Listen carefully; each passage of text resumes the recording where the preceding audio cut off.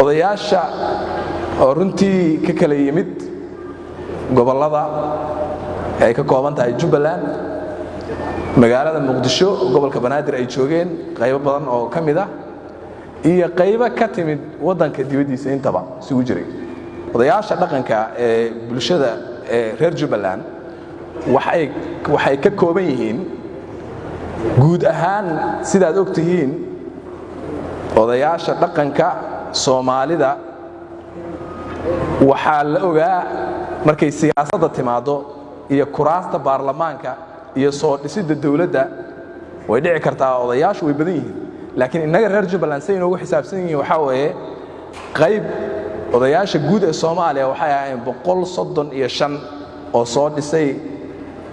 Jamhuuriyadda Federaalka ee Soomaaliya 2012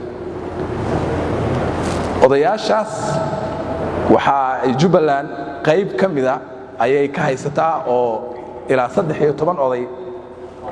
oo reer Jubbaland ayaa jooga oo qaybtaas ka tirsan qaybta ka labaad waxa weeye waa qaybtii ayagana xildhibaanada Jubbaland halkan ku dhisay oo u badan wakiilo inay ka yihiin intaas saxiixayaasha kale 13 ka jooga mahaane saxiixayaasha kale ee 135 ka tirsanaa ee ku nool qaybaha kale ee dalka dawlad goboleedyada Puntland Galmudug Hirshabeelle South West iyo gobolka Banaadir ama caasimadda magaalada Muqdisho halkaan saad ogtihiin 5 beelood 4.5 formula waxa loo bixiyay ayaa degan sidaa darteed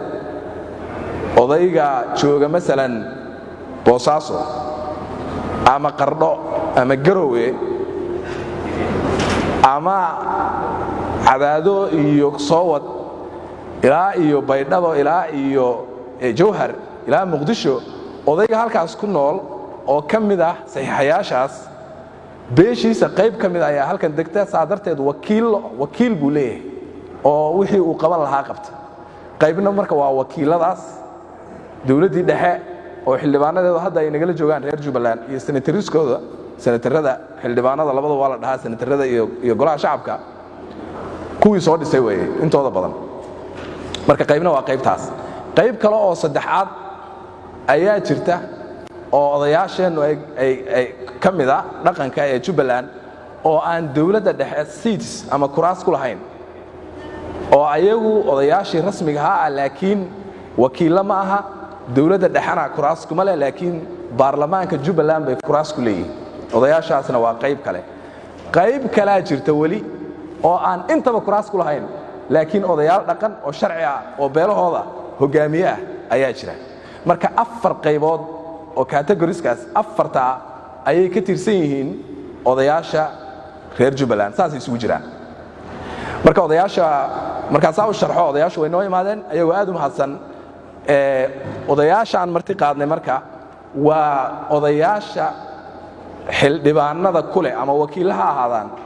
ama ayagu odayaasha rasmiga ah ee beelaha xukuumaha noqdaan waa odayaasha xubnaha xildhibaanada kule dawladda Jubbaland sida aad ogtihiin inagu waxaynu nahay Soomaali waa isnaqaanaa waxaan isku ogeyn in 3 qof la soo qoro oo 3daas qof uu mid noqdo sida sharcigu sheegayo uu mid noqdo gabar ay noqoto dad fara badan oo qayli jiray muddo dheer waxa la dhihi jiray odayaashu hal bay u baahan yihiin hal inay soo xulaan bay u baahan yihiin waxa weeye maxaa loo leeyahay laba soo xula markii practically shaqadii la dhex galay waxaan aragnay odayaashu inay naga codsanayaan inay weydiinayaan adeerow 8 ma soo qori karaa adeer 10 ma iga dhigi kartaa yaani culayska lagu hayo odayaasha beeshii oo dhan baa soo dhaqaaqday jifooyinkii oo dhan baa soo dhaqaaqay wajigii labaad wuxuu noqday in aan isweydiino sidee 3 qof lagu kala saaraya horay waxaan u diyaarinay criteria su'aalo ka kooban 22 su'aalood oo la weydiinayay xildhibaanada cusub xildhibaanadii hore waxaan u arkaynay inay xasaanadoodii u shafeeco qaado oo aan laga daayo taa laga reebo at least laakiin xildhibaanada cusub way soo mareen su'aalahaas la soo weydiinayay waxaa